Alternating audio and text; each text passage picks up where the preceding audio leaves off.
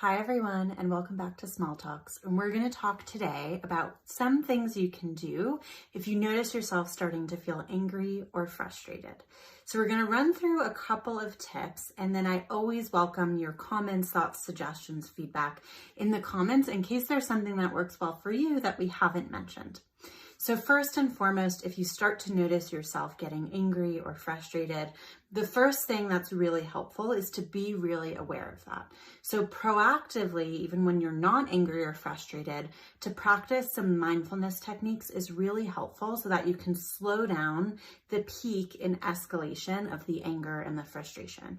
So you've probably felt that there are some times that right when something happens, someone says something happens in your life, you immediately feel angry or frustrated, and you feel a little bit out of control of your own reaction. You feel a little impulsive, or you feel like things have just gone from 0 to 100 in no time.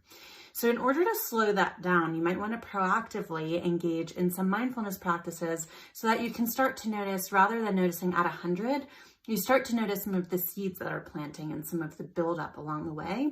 And then you can apply some of these techniques in slowing that down.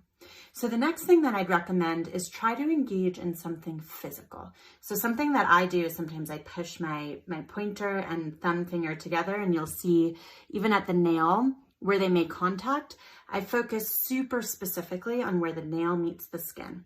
And the reason I do that is that can take my attention to something really specific and can help ground me in my body rather than spiraling into the thought process or the rabbit hole that can start to initiate once things really start to accelerate. So it brings me back down to center. Something else that you can do is you can plant your feet. You can try to feel what contact, either with your socks or your shoes or your floor, if there's hardwood, if there's carpet, what does that feel like? And that can really ground you.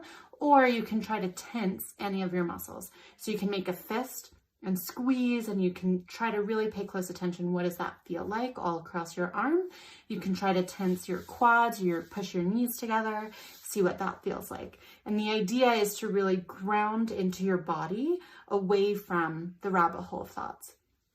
And then once your thoughts do really start, you can feel them escalating. Maybe you're past that point of slowing it down.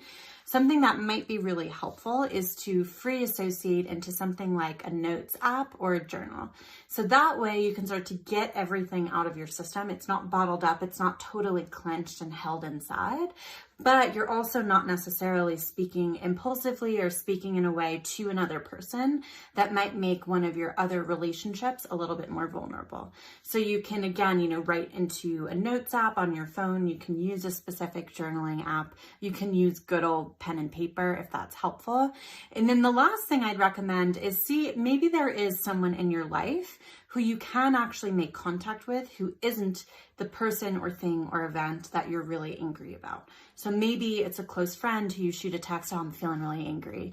And they, send you a meme, or they send you a GIF, or they send you something that can be really playful and can help remind you that there's a slightly bigger picture than whatever it is that you're experiencing in that moment, or they can commiserate with you to really connect with how you're feeling, because assuredly they have felt similarly as well.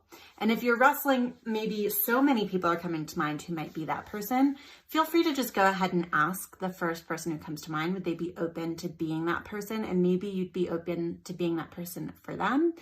And if not too many people are coming to mind, you can always lean on someone like a therapist or a coach to process some of the things that make you angry or frustrated really regularly. You can start to learn some of those patterns.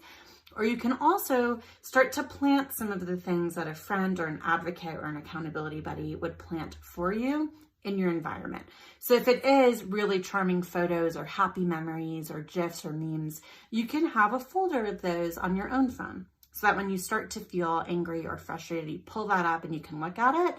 Or you can store them on Post-its around your physical environment or on your computer or laptop, just so you have these regular reminders of, okay, this moment's going to pass. I've been here before. I'll probably be here again, and I'm in control. So I hope these tools and perspectives have been helpful for you today. As always, feel free to like, save, share with someone who you think would really benefit from this small talk today, and add any of your thoughts and comments into the comment section so that you can help people. And there's tons of things that I haven't mentioned that may be really helpful for you in your day-to-day and could be helpful for so many others. So good to see you here. Keep your eyes peeled for the question bubbles in our stories so that we can continue to answer the questions that are most top of mind for you in 5 minutes or less. We'll see you soon.